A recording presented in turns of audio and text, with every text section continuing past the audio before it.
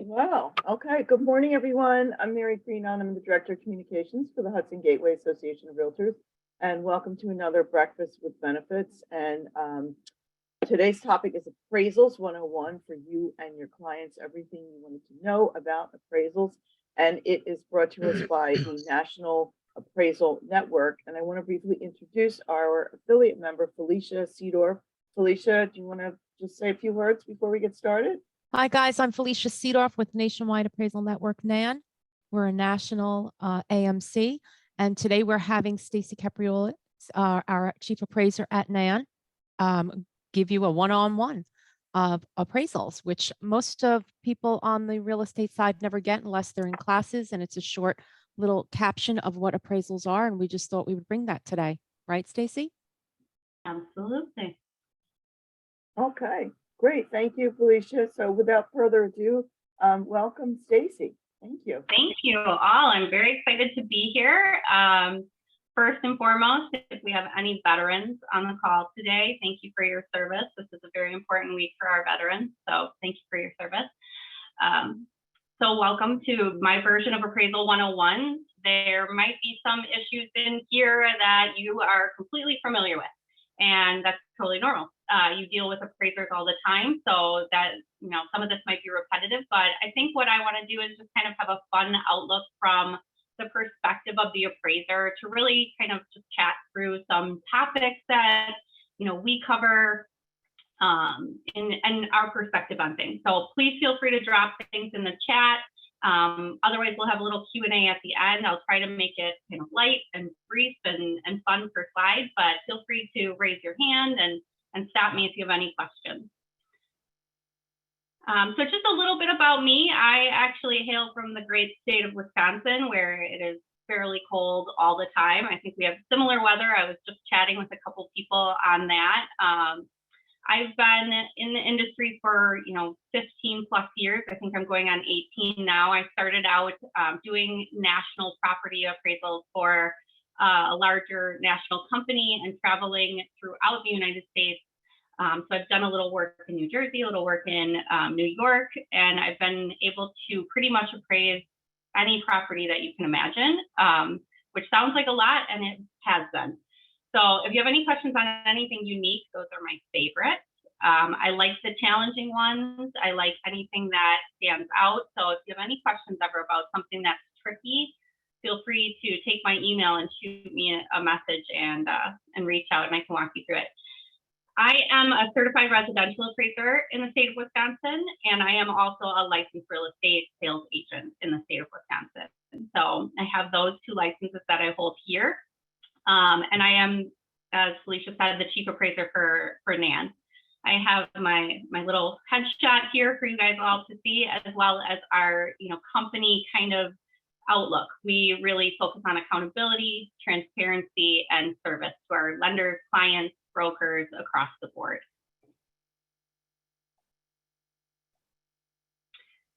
Just a brief overview of NAN in general. NAN currently has 12,700 plus appraisers on panel. So part of my job is to kind of monitor all of the compliance, make sure that we are retaining appraiser independence regulations, and oversee all of our disputes, our ROVs, any revision requests, our quality control on appraisals.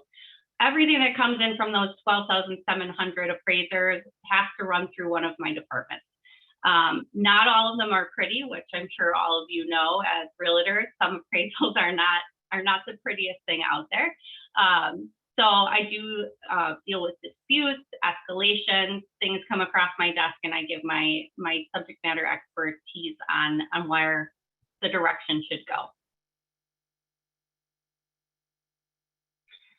The first thing I kind of wanted to talk about, and I admit when I started talking to Felicia about coming in to talk to you all, I messaged one of my realtor friends and I said, what would be the number one thing you want to talk about if I could just chew your ear off about appraisals? And she laughed and basically said, the market.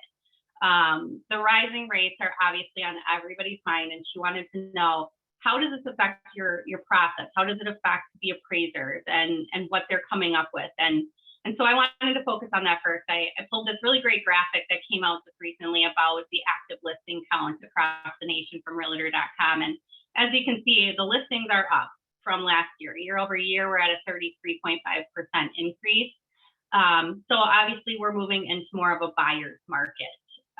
You know, last year I think was a little bit of an anomaly. And I think we could all agree that the pace of last year was unprecedented. We were all running a little bit at a different pace than we normally do in these industries. So, you know, as the active listings are coming up, you know, it's still stable. It's not as high as other years in the past, but we are looking at a pretty good median of list versus sell. From a perspective for NAN, for our turn times for our appraisals, we are looking at our appraisers being able to turn in their reports within 5.1 days. This is from ordering to full completion, which includes time for inspection. So, you know, you go to do your loan and you engage the appraiser. By the time they get in with their borrower, within 5 days, you have your report back on your desk. So that's our goal at NAN, is to bring those numbers down, to get those numbers as soon as possible. We don't want the process for the realtors and the closings and title companies and all that to be delayed by the appraisal. So that is the main goal, is that we want to cut that down, especially in a market where, you know, we're kind of all fighting for the deal right now. We want to bring buyers in. We want to make sure that we're closing on time. We want to make our borrowers happy. So just from a NAN perspective, we are working at a 5.1 day turn time. Some things that I like to point out is that appraisers are required to point out and monitor the market changes closely. So I have here, we utilize national websites like the National Association of Realtors. We utilize the local MLS systems, all of the CMA and trending software that's built into MLS. We can pull trends.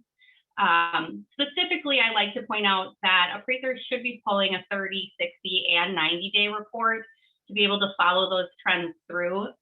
This to me is key because trends happen very rapidly. You know, rates rise and then all of a sudden you're like, but the rates went up. We want to make sure that we are tracking it by the sales. So they should be pulling, you know, the changes in 30 days, the changes in 60 days, the changes in 90 days, and using that to create a solid judgment of whether the market is stable, declining, increasing. And in that case, then they can pull out that analysis and be able to create an adjustment if necessary in their sales grid. The process stays the same. The appraisal process is going to stay the same as it was when rates were lower, or in years when they were much, much higher than they are right now. The appraisal process is pretty much going to stay the same. The appraiser is just required to put more analysis into their market changes and any adjustments that might be applied.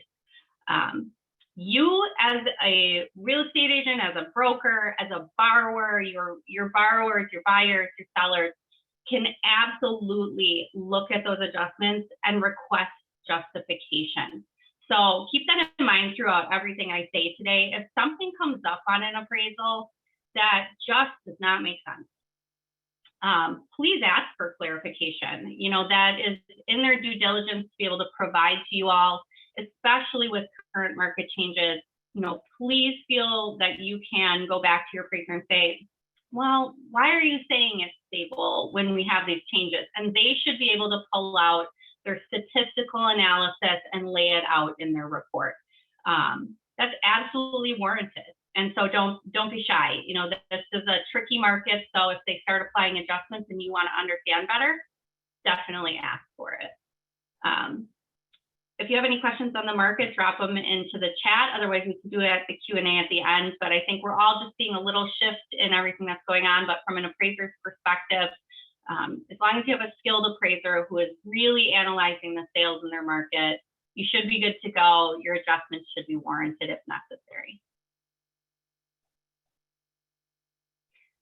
This might be kind of a recap for most of you, but I like to put out from an appraiser's perspective how to prepare for an appraisal. A lot of times we get certain delays, or you know, we'll make the calls and the appraiser will say, hey, I need to come and do an inspection. And sometimes the buyer will be like, I didn't know I needed an appraisal.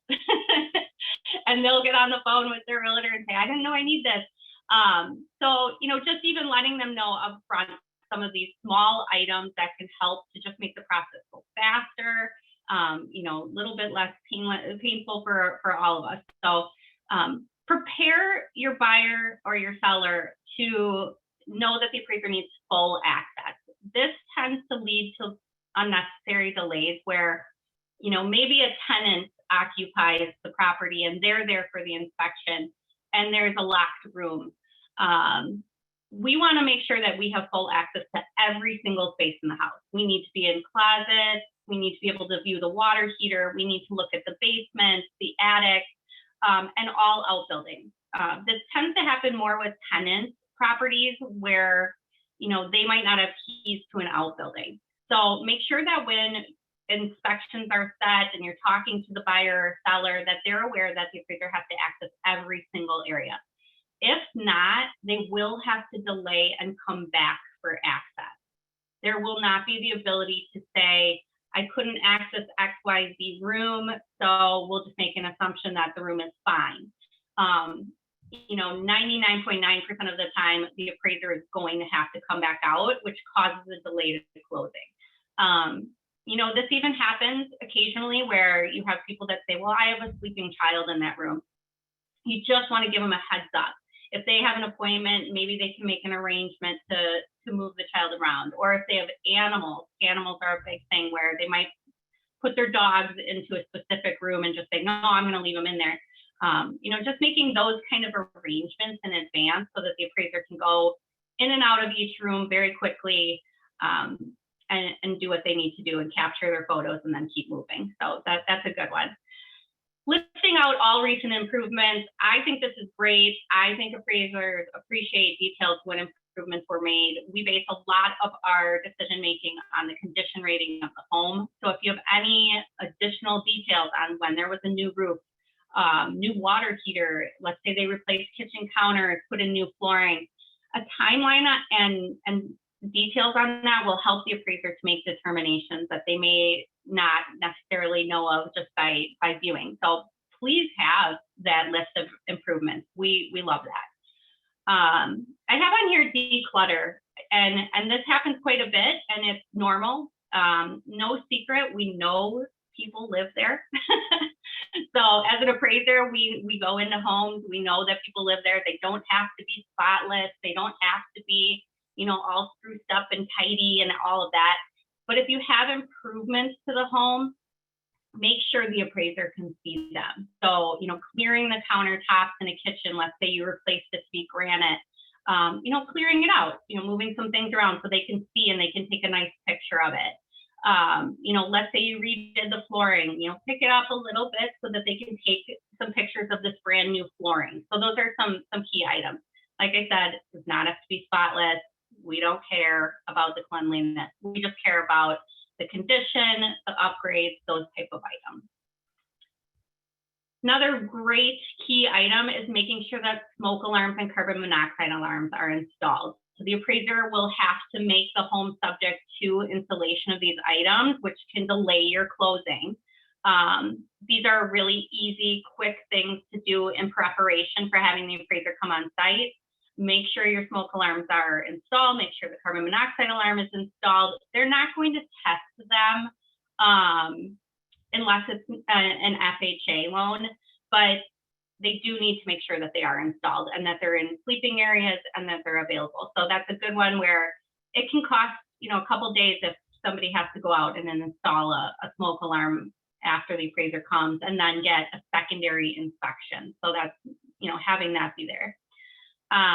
Another thing that can cause some delays, so preparing before the appraiser comes, is if there are security bars, especially in the sleeping areas of a home, make sure they have safety latches. That will come up as a subject to item. They will make sure that the buyer or seller has to install the safety latches. So it can be a quick fix before the appraiser comes to go out, just get your safety latches and get those installed.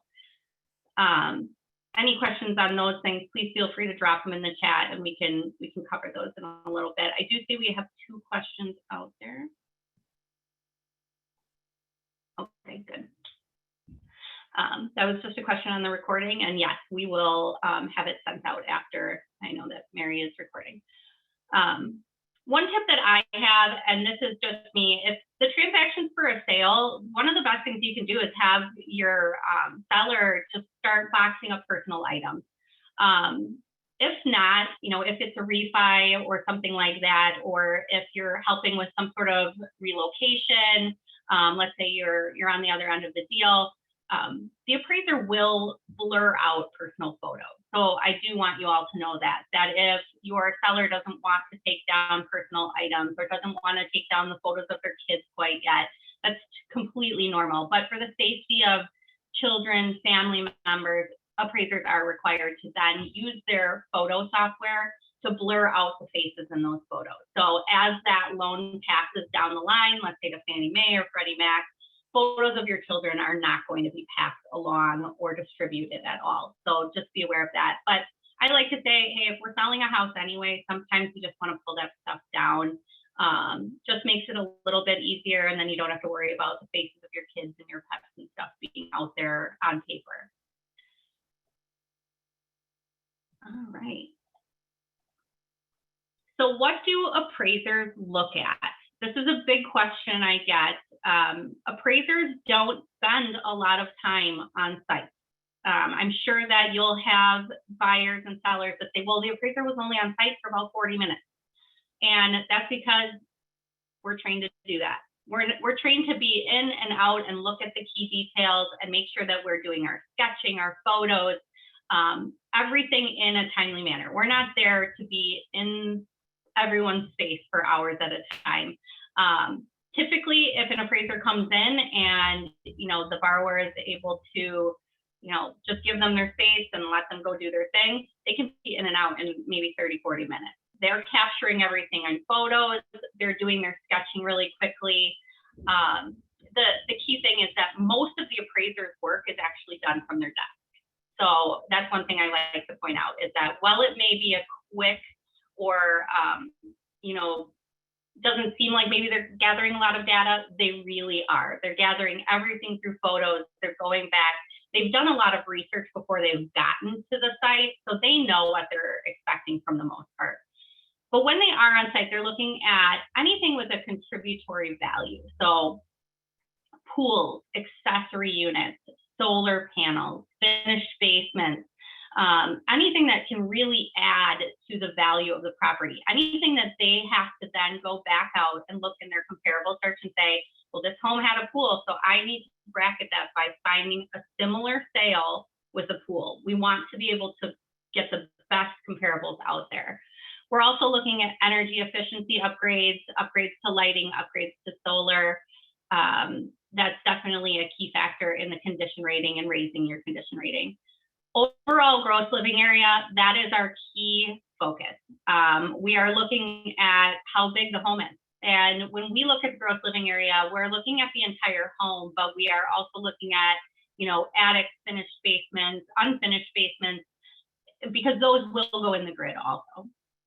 We're definitely looking at necessary repairs, and those are two different categories for us. So deferred maintenance that affects the condition rating compared to other homes, these are items that don't require immediate repair. So this could be something as simple as dripping faucet.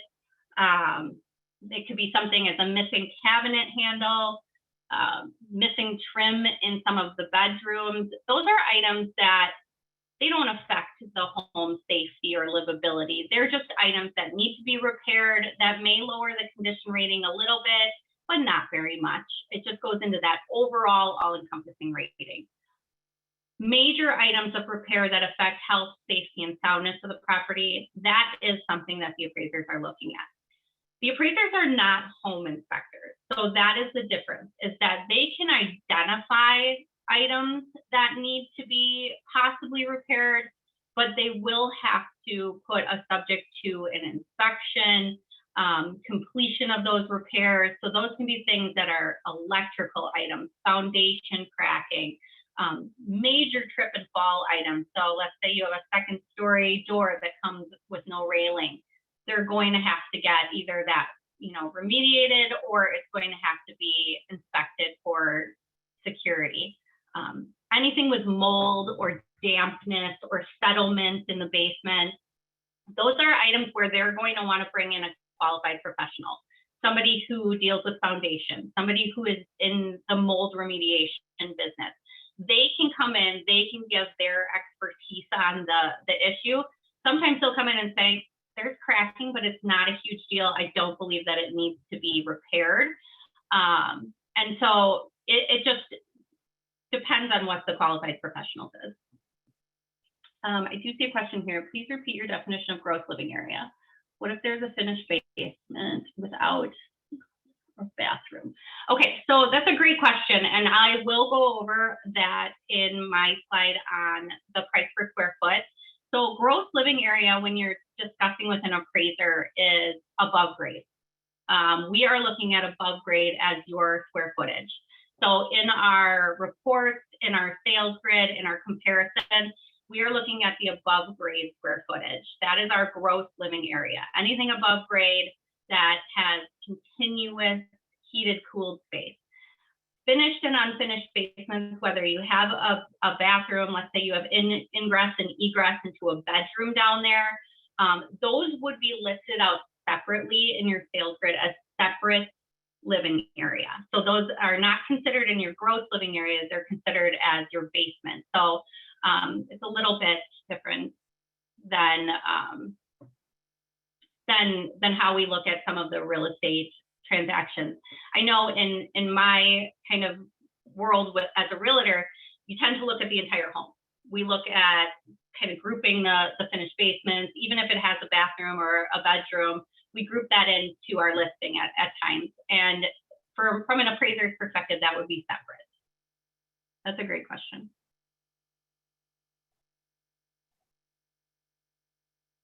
Any questions on repairs or inspections there? I know that can be kind of a tricky situation when you're selling a home or you have a buyer, because there is a separate home inspection in most instances. So if you have any questions on that, or if you have any current situations that you're curious from an appraiser's perspective, feel free to drop them in the chat.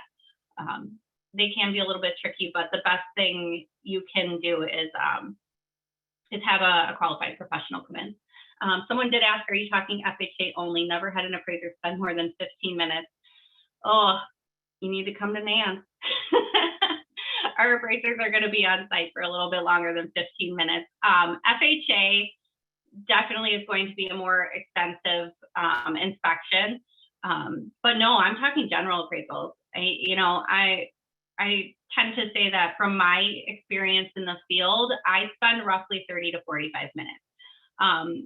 Unless the buyer, seller, or tenant wants to chat, that tends to happen. But for the most part, we're doing our measurements and we're taking our photos and we're looking around, and that typically takes about 30, 45 minutes for me.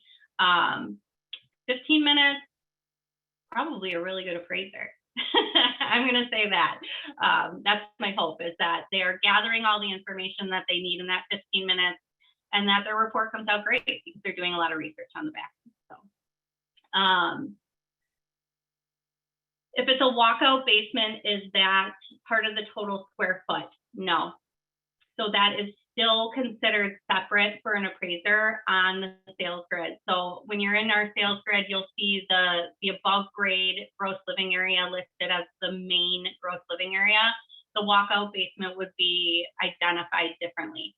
This can vary. So there are certain markets, and I like to always point towards Colorado because there are a lot of mountain-based homes where you have a walkout basement, the finish is exactly the same. So there are some, times that you're going to have this be typical of the market. When you have a walkout basement that is finished to the same quality and condition of the main home, and it is typical of the market, meaning that the appraiser can go out and supply 3 similar comparables, then they can include that in their overall gross living area. They have to be able to show comparison to different sales in the market and show that it is typical, it doesn't affect marketability, and that it's really something that is a standard of that market. So you might have that in your market where, finished basements are more standard to have a walkout and be included, but note that in order for the appraiser to consider it, they have to show at least 3 comparables with similar walkout basements. That's a great question. The next thing I wanted to bring up is return on investment. I hear this a lot, especially from both sides. A lot of times a buyer or a seller want to look at something and they say, well, it has an in-ground pool, that should be $50,000, or they say, I spent $50,000 putting this in-ground pool in. There isn't a trade back for the same amount that is put in. So they might spend $50,000, but that doesn't have the same return on investment. And again, it's very market driven. So, here where I am in Wisconsin, solar panels are very rare. It's not something that grabs a lot of value for us because we don't have a lot of sunshine. Same with in-ground pools. And, that may be, same in your markets where they are great and they're wonderful, but most of the year they're not usable. So they don't have the same return on investment. So it just depends on the market and knowing in your market what is going to bring the most value to the property. You switch over to a market in California and they have an in-ground pool with the solar panels, and most of the time the solar panels are heating that pool, and that's great. It's gonna give a lot more value than in a place like where I am in Wisconsin. Adding square footage is the best way to get a return on investment. So if your borrowers have added square footage and livable space, it will contribute to value. So that is your number one way to increase value. As soon as you increase square footage, your comp selection base expands out. So instead of looking at, let's say, a 2,000 square foot range and having that be within 100 or 200 square feet comp selection, if you added a 400 square foot addition or a 600 square foot addition, the homes comparing to your subject property are going to be much bigger. So keep that in mind. That definitely contributes to value. These should be areas like bonus rooms above garages. 4-season porches are great additions. Finishing the basement, even though it's not considered in that overall gross living area, is still a great contributor to value, because then your appraiser is going out and looking for comparables that also have finished basements. They're looking for those value adds. So there was that question about the bathroom in the basement. A bathroom in the basement is still a bathroom, and bathrooms add value. So, those are great additions. Adding in some of that livable space if you can.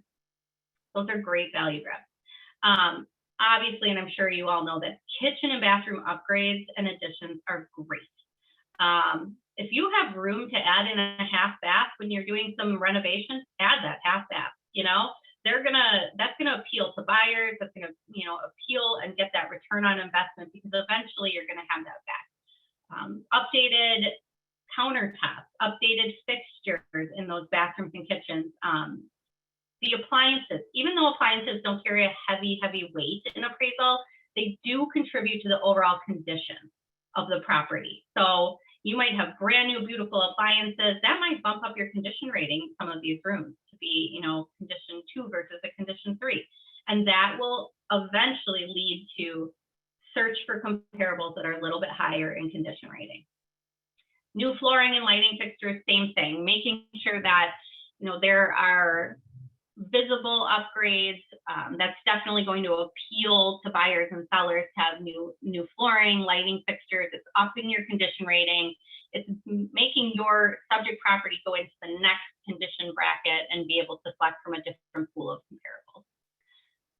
If you ever have anyone ask, additional garage space and outbuildings are always a big grab. Those are pretty standard for return on investment.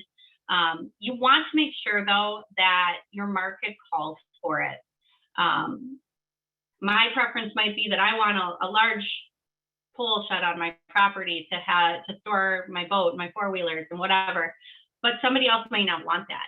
And we have to make sure that it's not an over improvement, that you're not building something that no one else has, and then they can't find comparables to support an adjustment for it. So keep an eye on things in your market. If people are tending to build, smaller secondary garages, and that's getting kind of some notice and quicker sales, that would be better than maybe like a large pool shed or the additional garage bay. But it just depends on the market drive that has going on in your area.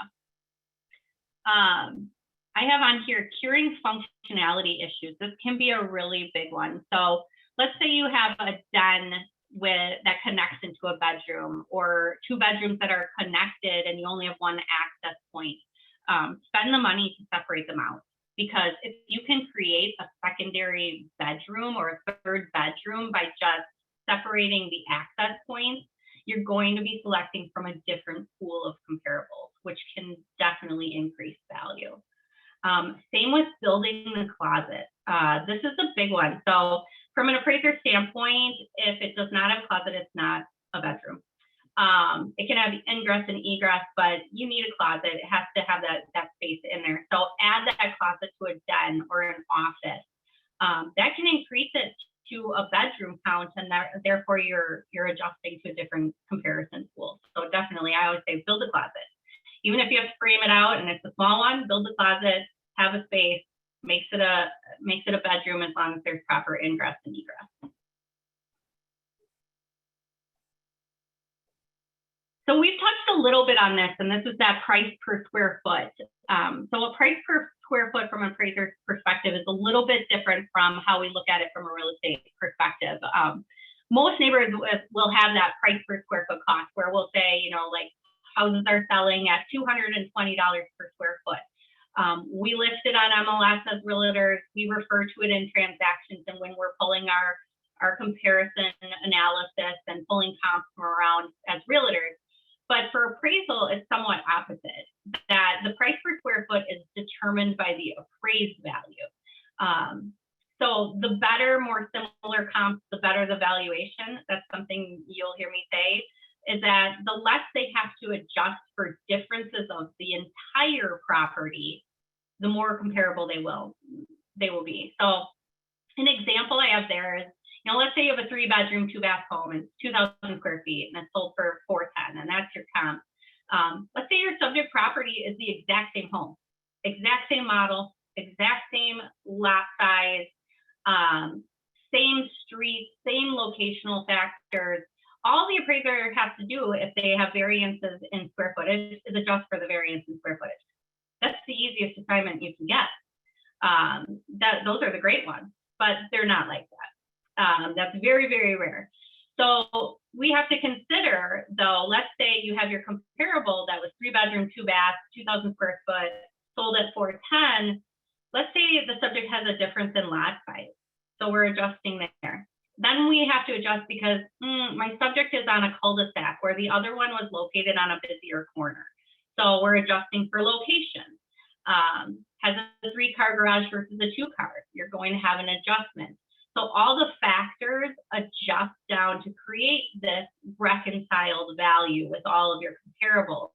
And that will ultimately dictate the appraisal price per square footage. So when we look at it from the entire property, from the lot lines all the way through. We're looking at the size of the lot. Are there external factors nearby? Are there high tension power lines next to your home that affect value? All of those things will go into the price per square foot from an appraiser's perspective, because we have to look at every single aspect of that property. We have to look at concessions that are paid on our sales. We have to look at market conditions, like we mentioned in our first slide. That can all affect that price per square foot. So we're not just taking that $2,000 and that sale price and dividing it out and establishing. We have to really take every single piece of what goes into that home. I do have a question in here. Would an illegal unit in the basement or attic add to the square footage of the home or change the home's composition? For example, I had a 2-family home with a 3rd illegal unit appraised as a 3-family home, even though the title deed said it was a legal 2-family home. How do appraisers view these properties with illegal units? That's a really, really great question. So one of the things you'll see here on this screen is that ceiling heights below 7 feet are typically not included in overall square footage. It's part of the new ANSI standard for measurements.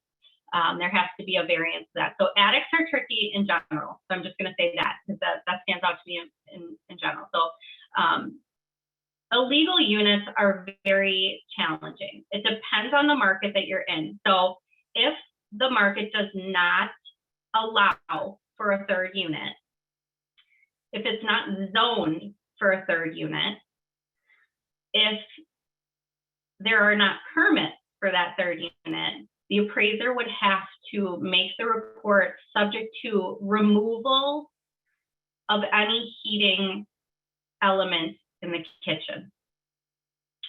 So that's tricky for the appraiser, but let's say you have a basement unit. In order for it to be considered a unit, it has to have a stove. It has to have a cooking element for food. So the appraiser would have to say subject to removal of that stove in order for it to be closed. And often capping the gas lines and making sure that it can't be put back in there. It will add to as space. It is absolutely a finished space, but when it's illegal or unpermitted or not zoned for it, there can be those instances where you are required to remove the stove or remove any health and safety issues from the home because of the illegal nature. That's a great question. So some things that are included, heated Four Seasons porches. We have those here in Wisconsin. You know, it's just an extension of your home. And if it's heated and cooled and you can live in it year round, that will be added to your square footage overall. All continuous spaces that are heated and cooled. So throughout the home, as long as you can walk through. If you have to walk through an unheated garage to get to another portion of the home, and that's the only access point, then that would not be considered in your overall gross living area. That would be listed separately on the sales grid because you cannot access it through the main home. Finished and unfinished basements, like I mentioned earlier, they're not considered in the overall square footage of the home, but they are accounted for in their own separate space in the grid. They're split out with other basements from the comparables. The finished rooms are allocated. Walkouts are determined if they add value. That will all be in a separate grid, but it would not be in the overall gross living area of the home. And again, ANSI standards, which came into play big at the beginning of last year, that has changed the way that appraisers measure. And so you'll see a lot of appraisers are starting to come out with more of a scanning technology, which is really, really excellent. If you ever see an appraiser on site and you're like, they didn't measure. Many of the appraisers now have the ability to do so with their smartphones. You can go through, it captures a full visual of the home. It often gives you a working floor plan. It will give you a 3D view in many cases. There are some companies out there doing some really great things with sketching. And those spaces with below 7 feet have to be calculated differently in sketching now, or not included. So unless we can show marketability, that's definitely been a difference in appraisal square footage.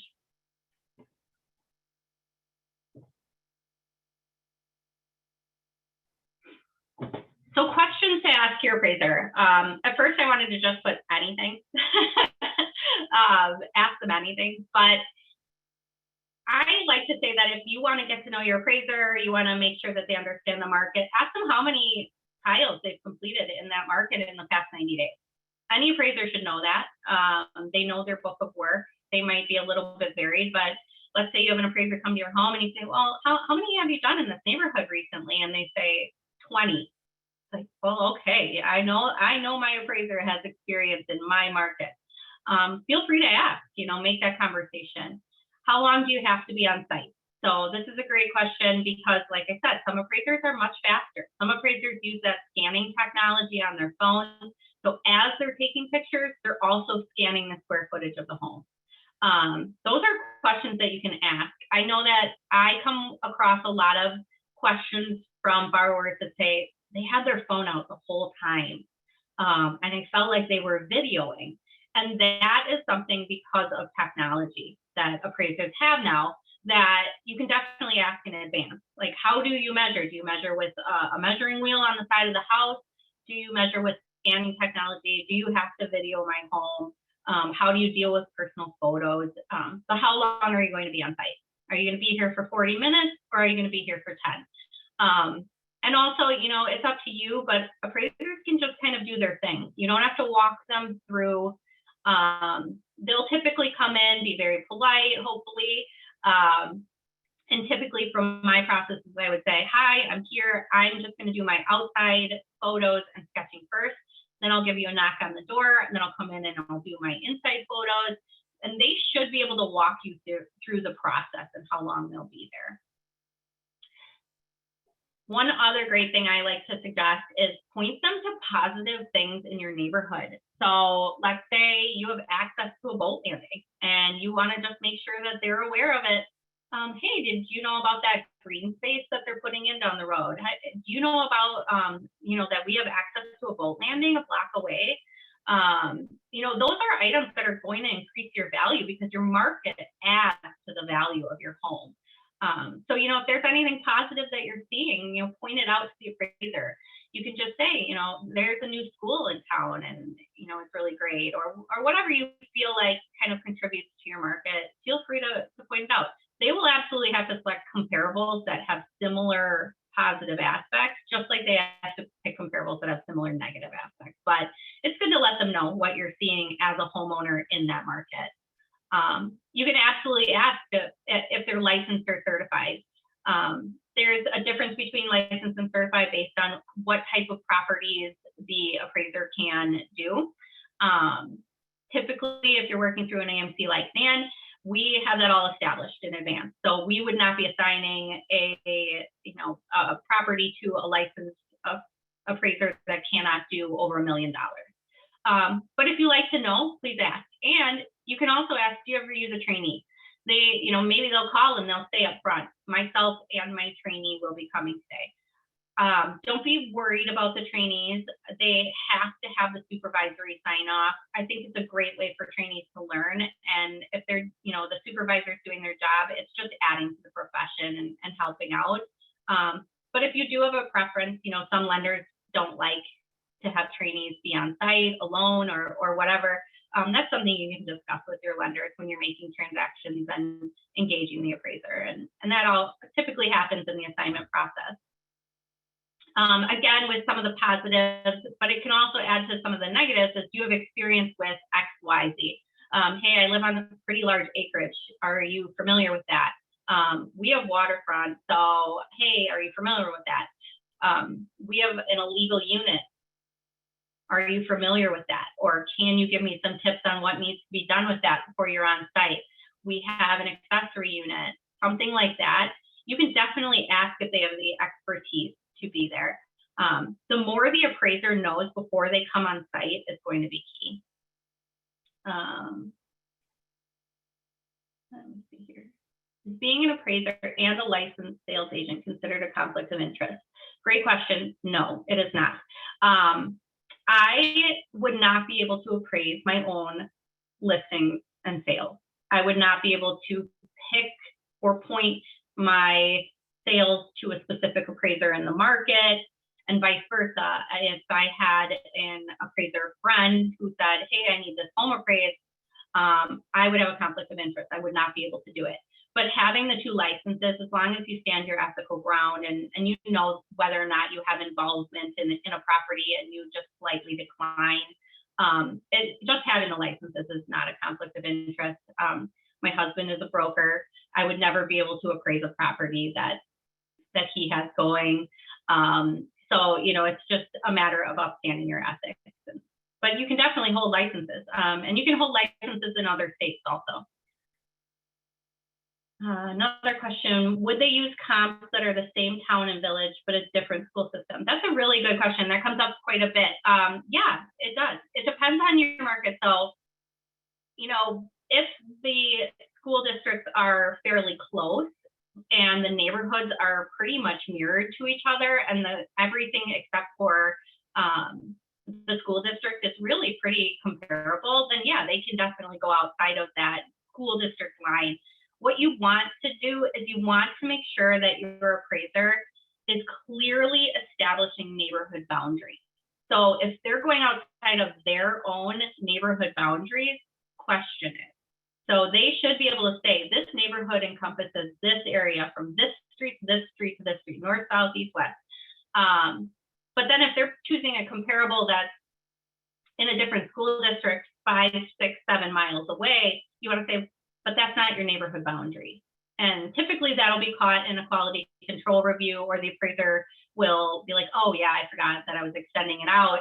And they'll do some revisions on it, but definitely look for neighborhood boundaries versus school districts, because you can definitely have private schools, you can have, 2 public schools that are very closely aligned. So you're really more focused on the neighborhood boundaries and what establishes as that market. Another great question. What causes delays? So I originally put on here, and Felicia knows this, I put hopefully nothing. Hopefully nothing. We hope that we have no delays, but they happen. They definitely happen, and they happen from all different aspects of the process of buying and selling.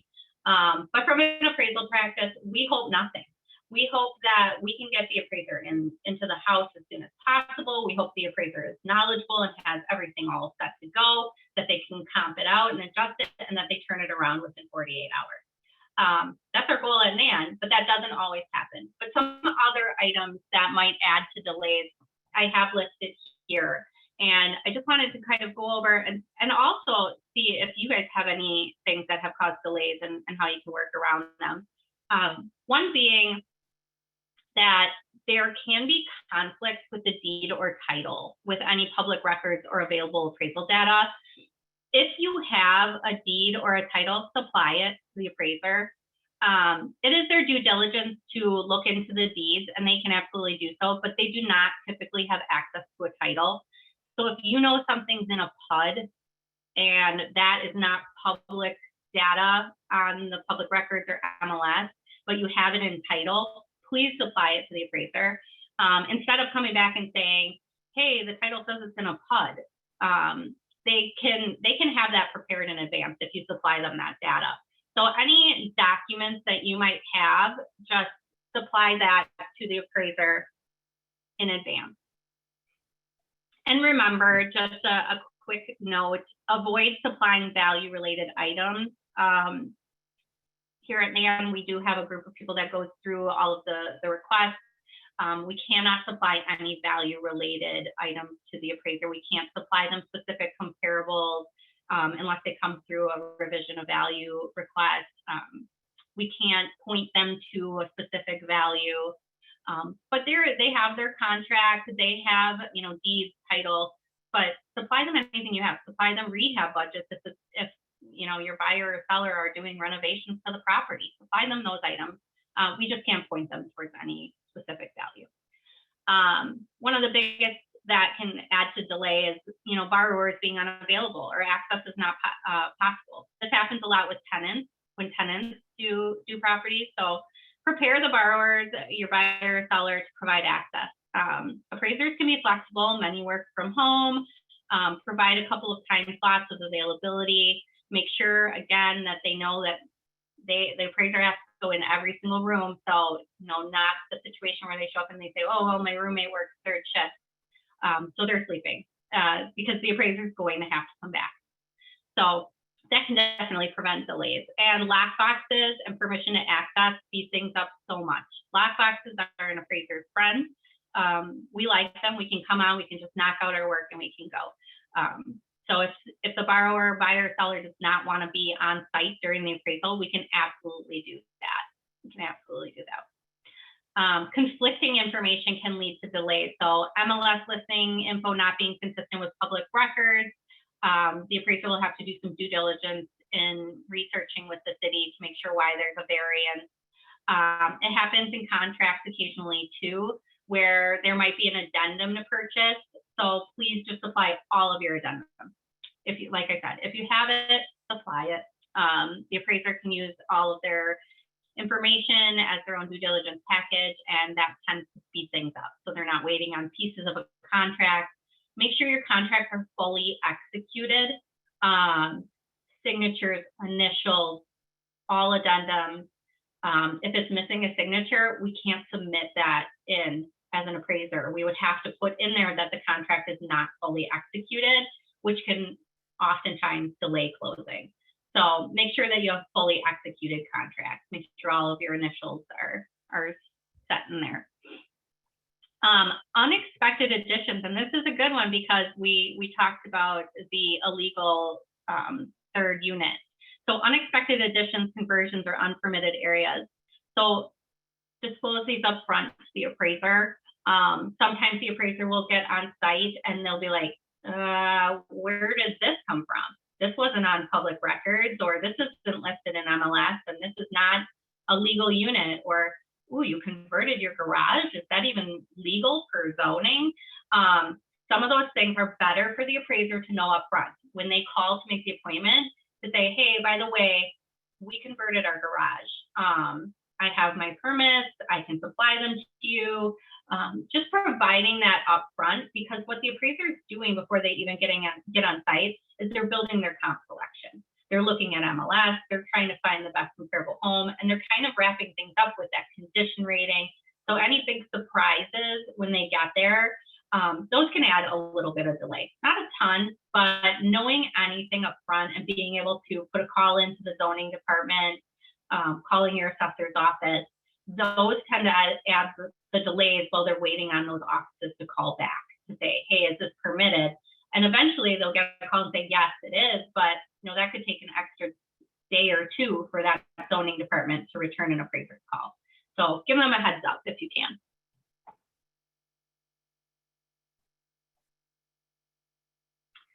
So talking about delays, this is one thing I just wanted to point you all to. At NAN, we have a feature on our website where you can go in and you can put in your market and you can see typical appraisal turn times at the county level, and it's available 24/7. So if you have some curiosity about your market and how long it is taking appraisers in that market from a NAN perspective to run appraisals, feel free to link in here. Anytime you want. It is public available. You can definitely search it out. It's a great feature just to see kind of what the national averages are too, where you can pull up different markets and see kind of what the variances are. So feel free to use this feature at any time. I'll leave that up for a second in case anybody wants it, but I think we'll also distribute this so you guys can have it.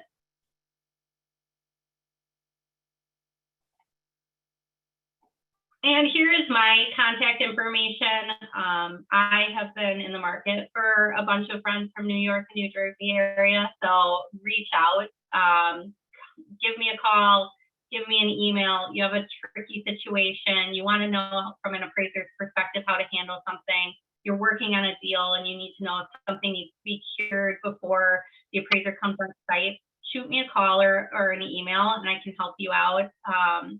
It's definitely something that we like to do here at NAN. We're here to help. So run things through us if you need, and I am here as a support. So yeah, that's my contact information if you want to take a screenshot of that. I have a question up, not sure if you answered this, but what are security bars with latches? Why are they used? So security bars are used in some neighborhoods, and they are just an addition to security of the home. Some people prefer to have the bars that cover their windows just to cover access points. You see them all over the country and in all different markets, and it's just a homeowner preference to have them. So the requirement though is if there are bars covering a window, there has to be a safety latch from the interior that allows for whoever is inside to be able to get out. So if there was, heaven forbid there was a fire, you have to be able to get out through that window. So you have to have a safety latch that opens those bars. Yes. So yes, for the windows, yeah.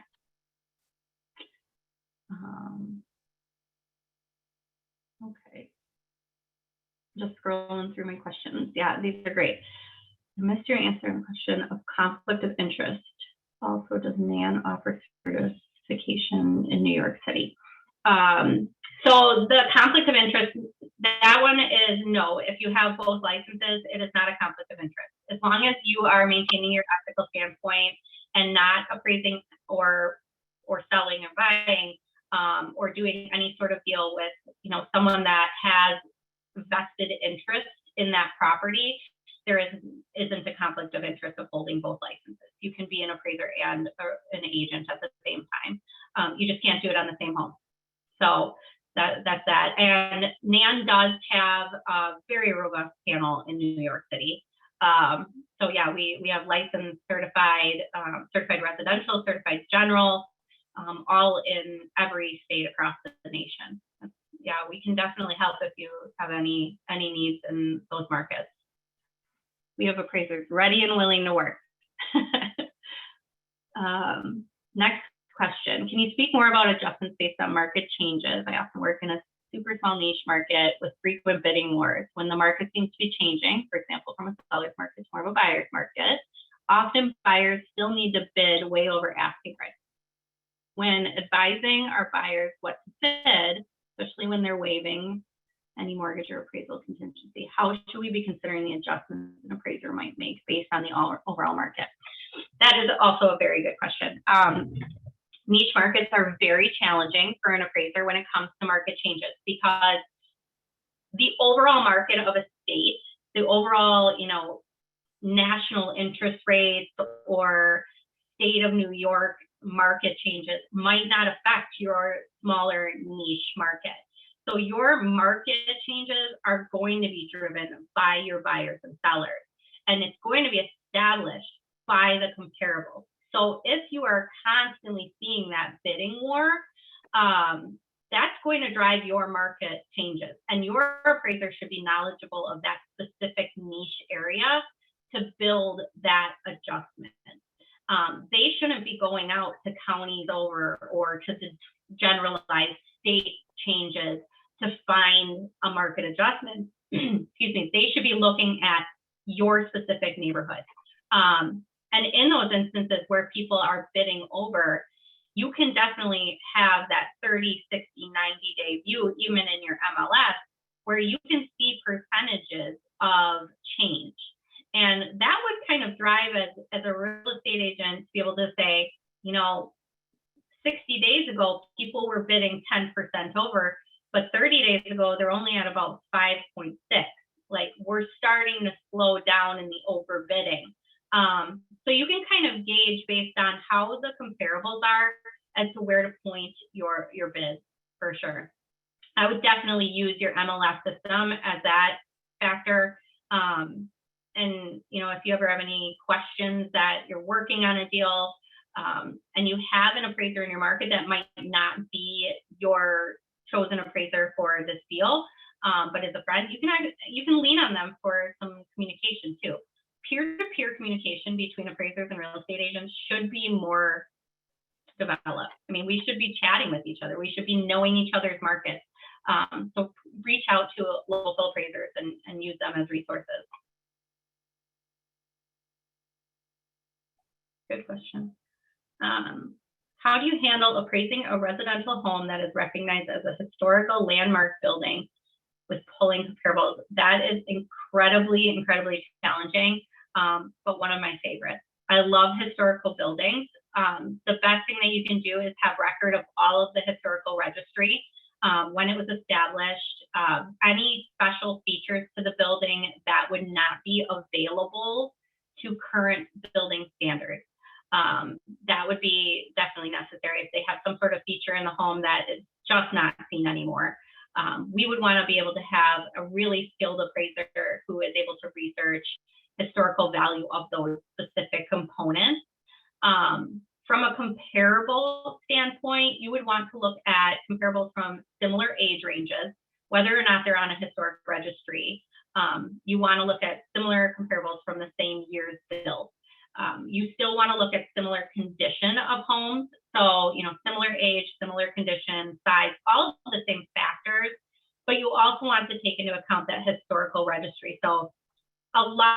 appraisers will put that under like a functional utility item or some sort of beneficial factor, because there are certain maintained guidelines to making sure that home stays in the same condition over time, where homes not on a historical registry, that's just up to the borrower, the buyer, seller, the owner of the home to maintain as they see fit. So that can be very challenging. It happens a lot in your state. There's a lot of historical homes. So just making sure that the appraiser has the necessary documentation too from the historical registry. How can you successfully challenge an appraisal when an appraiser has missed the mark? Excellent question. You can absolutely challenge an appraiser at any time. What we do at NAN is we have a reconsideration of value process where we have a form that can be filled out by the intended user on the report. You can list additional comparables that you would like them to consider. You can put in any details to the report that you feel may not be consistent with your market. Like I said, we don't point the appraiser to a specific value, but you can supply comparables if you find something that you feel is a better comp. The appraiser would be required to comment on that. So you can fill out a form. Your lenders should have the ability to have a process to dispute. If it ever gets to be into a larger process, you would want to contact your lender directly. The lender will have a process that they can run through. It often gets run through a chain of dispute and revision, and then we can visit that way. We try to not have our appraisers directly communicate with the brokers on orders, because it's just a lot of different lender requirements. But if you have something you're concerned about, if you have a dispute, raise the flag, and definitely have your lender put in a reconsideration of value request. Good question. Do appraisers compare different styles, colonials to contemporary styles, for example? Within what distance to subject property?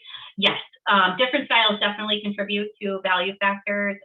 We absolutely try to stay as much as we can in the same style of home because they're appealing to the same buyer.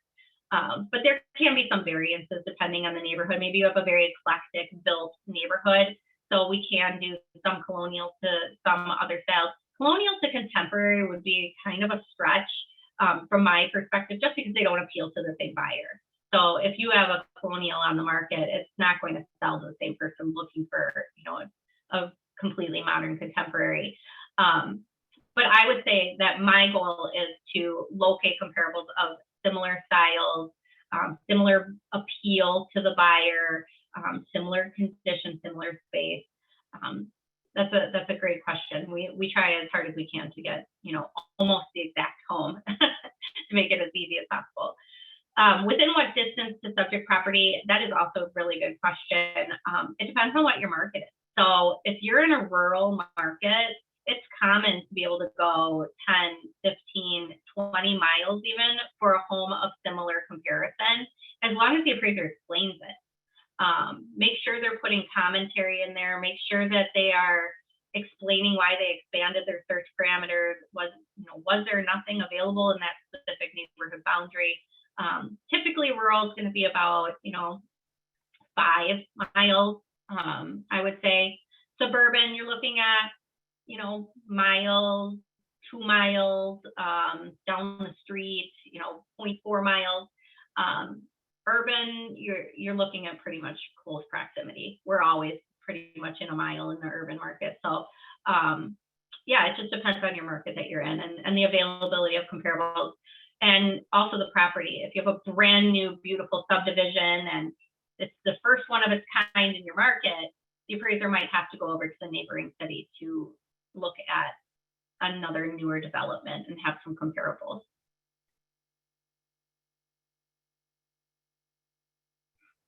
If you need to extend, would you rather extend time or distance or style?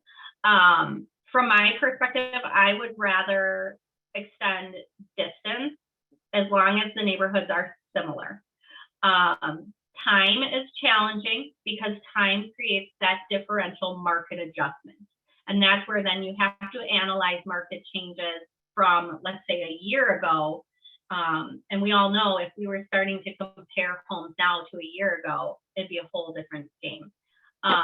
I would prefer to stay within 3 months on time. It doesn't always happen depending on the market. I would rather expand out on distance if possible. Style, it varies. If you are a decent appraiser and you can identify how the marketability of a different style adjusts, that could be an easy one for you to do. You could go the next read over a different style. Let's say it carries a $5,000 adjustment from all of your records. That could be an easy one. So I would say either style or distance if you really have to narrow in. Good question. Awesome. Anything else? Lots of great questions today. I think that was the last one on my list. If I missed anything, I'm sorry. I think I read them all though. This has been a great presentation, Stacy. I don't remember the last time I've seen many people so engaged and asking questions. And as I said, we are recording this, so I should have the recording ready to send around to everyone either later this afternoon or tomorrow. We're getting a lot of thank yous. Yeah, really, really great, really informative. I know I learned a lot too. Felicia, thank you for suggesting this, and hopefully we'll be able to do something again maybe next year, because it sure is a hot topic. So, yeah, absolutely. Thank you all so much for having me. If you have any questions, please take my personal information out of the recording. Like I said, I'm here as a resource. That's my job, to be here to help. So if you come on something challenging, I'll get emails all the time that say, hey, I have this property who's mixed use. What would you do? Feel free to shoot me an email.